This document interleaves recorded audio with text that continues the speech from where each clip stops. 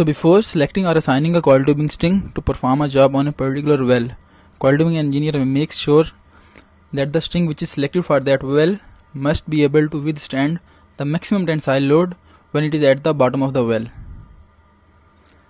In addition, it must be able to withstand a certain overpull in case BH gets stuck in the wellbore. To understand this, let's see this diagram. Here we have a well with 10,000 feet depth. So let's say we run 1.5 inch coil in this well. So when this coil will be at the bottom of this wellbore, its weight which will be at the surface, it will be approximately 18,000, assuming that the well is filled with the water. So this string must be able to withstand 18,000 pounds at the surface, because at the surface 18,000 pounds will be acted. In addition to this 18,000, it must be able to withstand a certain overpull, so that if unluckily it gets stuck, we must be able to release that coil tubing string. In deeper wells, we prefer to use tapered CD string. I hope that you people will be able to understand that why we use tapered string in deeper wells. So if you know that why we use tapered string in deeper wells, let me know in the comment box. So otherwise we will discuss in our next video about the tapered string.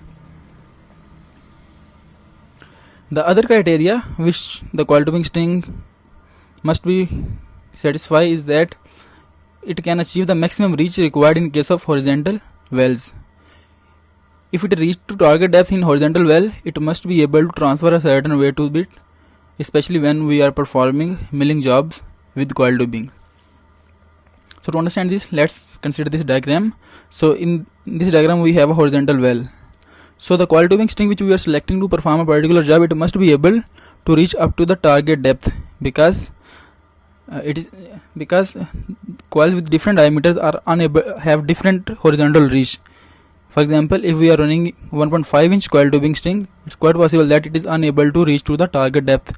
So we have to increase the diameter of the string to increase the reach of the wellbore.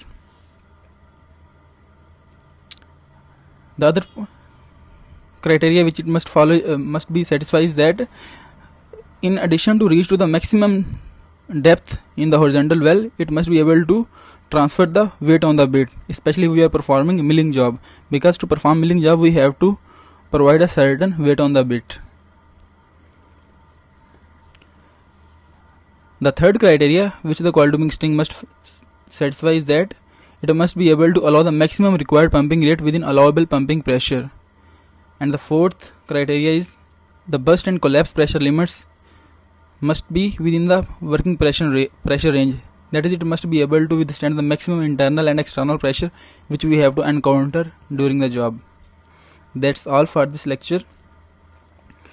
The detailed discussion about all these four parameters will be covered in upcoming videos. So if you found this video useful, do share it with your friends. Thank you very much.